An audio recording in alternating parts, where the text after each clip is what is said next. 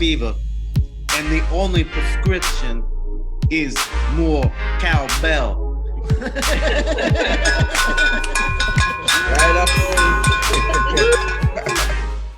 Hey, Justin Chamness here, realestatewholesalerclub.com, and I'm back with another gold nugget for you about PropStream. PropStream is the best in the world at getting data for me and my team to be able to do our real estate investing, real estate wholesaling business virtually. It allows my team and me to be all on the same page with the same data and the same comparables. I can print out CMA for myself. It's real professional. I mean, I love it because it has totally brought my game up a whole bunch of notches. So anyway, here's a real tip on how to customize PropStream for your business. Okay, so you know how when you log in, it just looks the same as everybody's? Well, this is how you change the dashboard and customize it to make it fit you and your searches and what you typically do with PropStream. So check it out. Here's me and Burton Alacondo talking about customizing your PropStream to make it fit you. And if you want to check out PropStream, there's a 7-day free trial in the link in the description of this video. And of course, you're always welcome to check me out over at realestatewholesalerclub.com. Here we go. So the idea, what you did in theory was you searched an area and then you applied your filter. So let's say your filter was pre-foreclosures that are off market with 30% in equity, right? So let's say this is like every time you're in Fayetteville or whatever your market is, this is your search. Pre-foreclosures off market with equity. So you did that first, you searched your market, applied your filter. And normally what a user is supposed to do is check off their results and just create that marketing list by hitting add to list. Yeah. However, some of our users that are new or they're trying something new out, they'll hit save search. So instead of adding to a marketing list, they'll save the search that was just performed. And so we'll click on that and then they'll think, okay, we're building a list. So we're going to call it the pre-foreclosure. And then we'll add details. And then this is what you might have done by accident. You might have clicked on include on home screen and replace the MLS box. And in doing that, when you hit saved and okay, your pre-foreclosure box went away or your MLS box went away. So now every time you log out and log back in, that MLS box is not there. However, it didn't really go anywhere. You essentially just pushed it aside. Okay. Where it's at right now is in the very last box, all searches. It's $100 to get it back, Victor. Yeah, exactly. You click on all searches and then scroll all the way down until you find the MLS one. You're going to highlight it and you're going to hit that plus sign on the left-hand side. And then you can select a spot to replace it. So you would just click on the first spot and then hit save. And there you go. Back to the MLS we go. All right.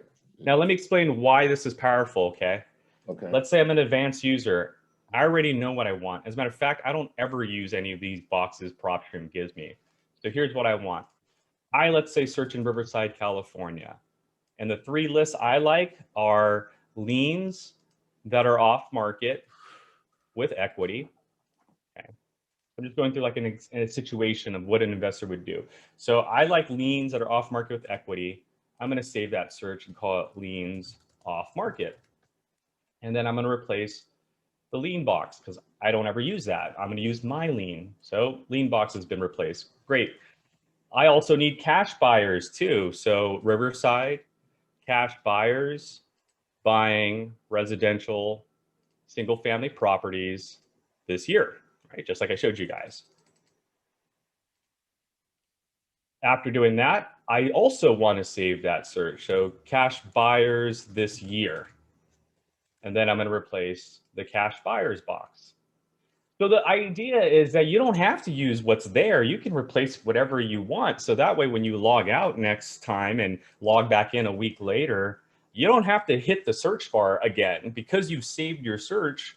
All you have to do is just log in and click on your box, cash buyers this year, and it reflects what you had in your previous search. That's why it's the saved search. So that way I don't have to go in here every single time and apply this same criteria over and over and over again.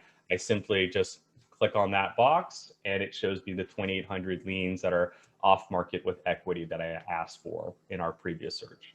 So what you did was the start of something advanced. You just might have gotten confused along the way. But in the event that you ever replace something, you're like, you know what? I need my cash buyers box back and I need my regular lien box back. I go into all searches. Those two are right here at the top because they're the newest ones created. But the old ones that were there are at the bottom. So I click on the lien, hit the plus sign, and replace my lien box I just created. And then we go back to liens. Cash buyers, same thing, all searches, highlight the original cash buyers, hit the plus sign, and then I can replace that custom cash buyers box I just did, and we're back to square one. That is so dope. So you can basically set it up personalized to just search and or show the things that you're interested in, and then toggle back and forth between, you know, the generic, so to speak, and then exactly what you There's actually two ways to do that. And you're right. You're absolutely right on what you just said. That's what it's designed for, so that I do the hard work now and I don't have to continue doing that again and again. But there's two ways to use this save search. The first way was what I just showed you, Victor, where you search a market first and then you apply your criteria and then you save that search. That way, when I go to all searches and I click on that criteria, it pulls that specific search, Riverside, cash buyers, etc. That's the first way to use it. You search a market, apply your filter, and then you save that search for that market. The second way to use it is to not search a market. So what we'll do is we'll hit clear all first. We'll apply a filter. So let's say today's filter is tax delinquent that are off market, owned by an individual, and have 70% in equity, okay?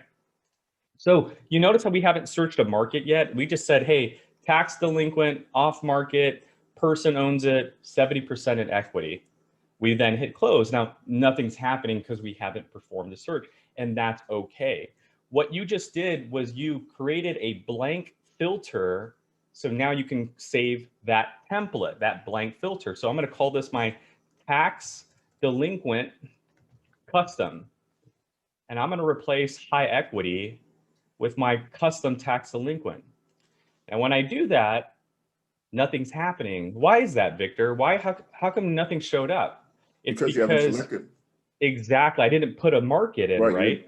Now, our first search that we did, we searched a city, and then we added our filters, and then we saved that search. So when you search a city and save a search and click on that save search, it ties in to that city that you search.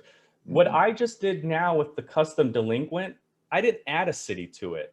I just said, hey, this box should just be tax, non or off market, individual, and 70%. Now that I've created my own blank box, I can now go from Fayetteville and it shows me just those results in Fayetteville. So now I can say, okay, I created a blank box, check them off, add to the list. Now let's go to Chicago. And what do you think that box is going to do? Just show me the tax delinquents in Chicago. We don't have anyone with 70% or more in that market. So let's go to Los Angeles, and et cetera, and et cetera. So what I just did was create another blank box like these other guys. That way, when you hit clear all, you notice how every one of these are 0. And the moment that you type in a city, it populates with the number associated to that city. That's what we just did here. We went into the filter and said, you know what? I just want to see pre-probate. Close it, save that search. We called it pre-probate, and we're going to replace our pre-foreclosure box and hit save. That is so right. dope. So now I can just go to these 3 zip codes right here that we were given, and it just shows me the pre-probate. Stop it. So you can use these save searches to save a specific market and add a filter and then click on it, and it always populates that market with that filter. Or you could do what I just did here. Don't search a market, add your filter first. So cash buyers that bought this year, let's say January, with 10 properties or more. Close it, then save search it, cash buyers, multiple properties, and then we'll replace the original cash buyers box. Hit save. Cash buyers with multiple. Now, whatever city I type, Boise, Idaho, for example, it shows me just the cash buyers with multiple properties. So basically, you just set up templates. So that's Your good. own, That's yeah. good that's good when you because I know, like, I have a VA, and so I set a few of them up and made it easy for her to be able to pull a list instead of going through all the filters. Absolutely. So if you like have Super 4 smart. categories that you already want, and let's say you're in 5 different markets, but in every Right. market you want the same category. So again, in my first market, I want vacant, off market, out of state owners. And I'm working with a VA, right? I don't want to explain my VA, this is what you need to do all the time. So what I can do is I can create that blank template for her, vacant, off market, out of state owners, save that search, vacant, off market, and replace that first box MLS. Okay, so that's my first criteria I want my VAs to search. The second criteria, pre-probate. The third criteria, I'm gonna hit clear all. I want my VAs to search failed listings that are off market still, owned by a person, and we're gonna hit close. So what I can do is I can pre-design my hand searches, if you will. And then once I hit save, now I hand the account over to my VA and I tell my VA, okay, look, I've already created these boxes for you. All I need you to do now is log in and I need you to search these 4 or 5 zip codes. Okay, then what? Then click on one of those boxes and save the list and do what you need to do with it. So that's why that's a powerful feature, is because they're not designed to a city. There's just crafted boxes. So when I hit now Miami, it shows me those 3 specific filters I applied in Miami. There's 584 vacant off market, 2,100 pre-probate, and 10,000 failed listings in this area. I didn't need to go into the filter and do all of that right then and there. If you do the hard work early, and that's the search that you always perform every single time, you're best just putting it in one of these boxes. And that way, whether you're in Miami or you decide, hey, Las Vegas is the day-to-day, then those boxes are already filtered for you and they'll just reflect your results instantaneously.